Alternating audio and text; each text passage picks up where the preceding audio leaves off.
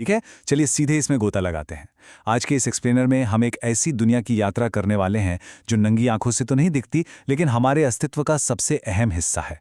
हम बात कर रहे हैं कोशिका की, यानी सेल की। जरा सोचिए, एक विशाल शहर के बारे में जहां चौबीसों घंटे काम चल रहा है, ऊर्जा बन रही है, कचरे का मैनेजमेंट हो रहा है और नई इमारतें खड़ी हो रही हैं। ये सब एक माइक्रोस्कोपिक लेवल पर हर उस जीवित प्राणी के अंदर हो रहा है जिसे हम जानते हैं। ये एक ऐसा सूक्ष्म महानगर है जो जीवन को संभव बनाता है। तो आज की हमारी चर्चा कुछ इस तरह आगे बढ़ेगी। पहले हम जीवन की मूलभूत इकाई को समझेंगे, फिर यूकैरियोटिक कोशिकाओं के अंदर झांकेंगे, उनके पावर और कंट्रोल सेंटर्स को देखेंगे, पादप और जंतु कोशिकाओं की तुलना करेंगे और अंत में इस शानदार माइक्रोस्कोपिक मास्टरपीस को समेटेंगे। तो चलिए शुरू करते हैं अपने पहले पड़ाव से, जीवन की मूलभूत इकाई, यानी वो बिल्डिंग ब्लॉक्स जो इस पूरी बायोलॉजिकल दुनिया को बनाते हैं। देखिए, जैसे एक गगनचुंबी इमारत अनगिनत ईंटों से बनी होती है, वैसे ही हर जीवित प्राणी कोशिकाओं से बना होता है। लेकिन यहाँ एक बहुत बड़ा कैच है। एक ईंट निर्जीव होती है, लेकिन हमारा ये बायोलॉजिकल निर्माण खंड पूरी तरह से आत्मनिर्भर, डायनामिक और सच में अविश्वसनीय रूप से कॉम्प्लेक्स है। सरल शब्दों में कहें तो कोशिका जीवन की संरचनात्मक और मूलभूत इकाई है। चाहे बात एक इंसान के जटिल शरीर की हो या एक छोटे से बैक्टीरिया की, ये सूक्ष्म इकाइयां ही वजूद की असली नींव हैं। ये जीवन का वो सबसे बुनियादी स्तर है जो स्वतंत्र रूप से काम कर सकता है। इनके भीतर डीएनए के रूप में वंशानुगत सामग्री मौजूद होती है और ये अपने दम पर वृद्धि, प्रजनन और ऊर्जा उत्पादन जैसे सारे जरूरी काम कर सकती हैं। अब इस बुनियादी बात को समझने के बाद आइए यूकैरियोटिक कोशिकाओं की दुनिया में चलते हैं, जो असल मायने में एक सूक्ष्म महानगर हैं। खैर, यहाँ सबसे दिलचस्प बात यह है कि सभी सेल्स एक जैसे नहीं होते। अगर हम सरल संरचनाओं की तुलना इन जटिल यूकैरियोटिक सेलुलर शहरों से करें, तो आकार और इंफ्रास्ट्रक्चर का बहुत बड़ा फर्क नजर आता है। प्रोकैरियोट्स जैसे बैक्टीरिया, ये हमेशा एक कोशिकीय होते हैं, आकार में बेहद छोटे, और इनमें कोई असली न्यूक्लियस या माइटोकॉन्ड्रिया नहीं होता। और दूसरी तरफ हैं यूकैरियोट्स, जिनसे पौधे और जानवर बने हैं। ये काफ़ी बड़े होते हैं, इनमें एक अच्छी तरह से डिफाइंड न्यूक्लियस होता है और कई सारे मेम्ब्रेन बाउंड ऑर्गेनेल मौजूद होते हैं।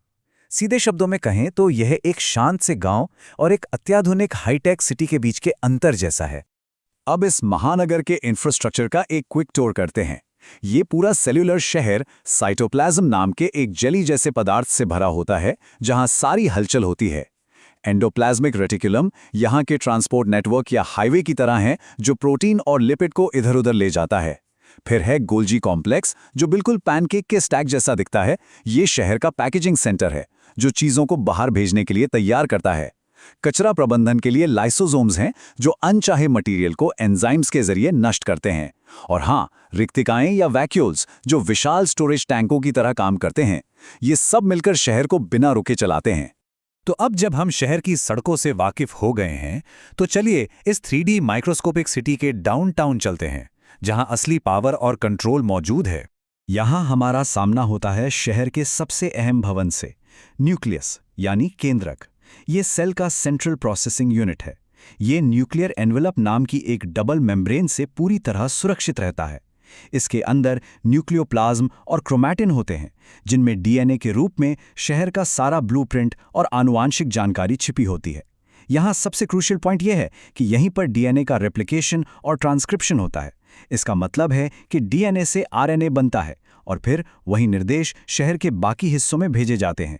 ये सेल को कब बढ़ना है, कब विभाजित होना है और कब प्रजनन करना है, इसके सारे सिग्नल यहीं से मिलते हैं। और फिर आता है शहर का पावर प्लांट, माइटोकॉन्ड्रिया। इसी की बदौलत ये पूरा महानगर जगमगाता रहता है। इसकी भी एक डबल मेम्ब्रेन होती है, लेकिन अंदर वाली झिल्ली कई बार मुड़ी होती है, जिसे क्रिस्टी कहते हैं। यह अनूठा डिज़ाइन ऊर्जा बनाने के लिए बहुत ज़्यादा सरफेस एरिया देता है। इसका काम ग्लूकोज में जमा ऊर्जा को एटीपी यानी एडेनोसिन ट्राइफॉस्फेट में बदलना। एटीपी वो करेंसी है, वो ऊर्जा है जो इस शहर को चलाती है। सोचिए, इसके बिना पूरा सिस्टम सेकंडों में ठप पड़ जाएगा, एकदम ब्लैकआउट। चलिए अब थोड़ा गियर शिफ्ट करते हैं और देखते हैं कि ये अद्भुत बुनियादी ढांचा पादप और जंतु साम्राज्यों में कैसे अलग-अलग तरीके से विकसित हुआ।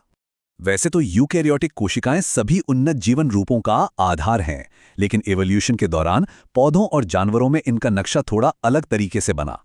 पादप कोशिकाएं आमतौर पर चौकोर और बहुत कठोर होती हैं क्योंकि उनकी सेल मेम्ब्रेन के बाहर सेल्यूलोज से बनी एक मोटी कोशिका भित्ति या सेल वॉल होती है जो उन्हें एक स्ट्रक्चर देती है। दूसरी ओर जंतु कोशिकाएं गोल और काफी फ्लेक्सिबल होती हैं क्योंकि उनमें ये बाहरी दीवार नहीं होती। ऊर्जा के मामले में भी बड़ा फर्क है। पादप कोशिकाएं सीधे धूप से ऊर्जा लेती हैं। उनके पास क्लोरोप्लास्ट होते हैं जो प्रकाश संश्लेषण के जरिए सौर ऊर्जा को रासायनिक ऊर्जा में बदलते हैं। जंतु कोशिकाओं को यह सोलर पावर वाली सुविधा नहीं मिली है। और ये बात डायग्राम्स को देखकर बिल्कुल साफ हो जाती है। पादप कोशिका में उस एक विशाल संरचना पर गौर कीजिए। वो एक बड़ी सी केंद्रीय रिक्तिका यानी वैक्यूल है जो पानी और पोषक तत्वों को स्टोर करती है और सेल का ज्यादातर हिस्सा घेर लेती है। वहीं जंतु कोशिका में ये रिक्तिकाएं बहुत छोटी होती हैं, लेकिन जंतु कोशिकाओं के पास अपना एक अलग टूल है, सेंट्रियोल्स, जो सेल डिवीजन में बहुत अहम रोल निभाते हैं और जो ज्यादातर पौधों में नहीं पाए जाते।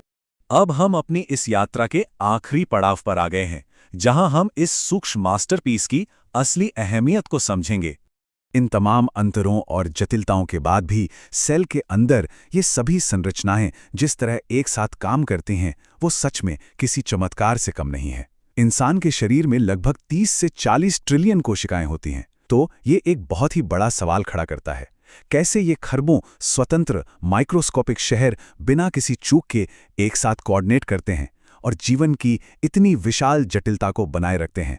डीएनए के कोड से लेकर माइटोकॉन्ड्रिया की ऊर्जा और एंजाइम्स के काम तक सब कुछ एक परफेक्ट सिम्फनी की तरह चलता है। ये सेलुलर दुनिया सिर्फ हमारे जीवन का आधार ही नहीं है, बल्कि प्रकृति की एक ऐसी उत्कृष्ट कृति है जो हमें हमेशा और गहराई से सोचने पर मजबूर करती है। इसी विचार के साथ हमारा आज का ये एक्सप्लेनर यहीं समाप्त होता है। Thank you so much for visiting my YouTube channel and my unofficial biology on Facebook page. Thank you.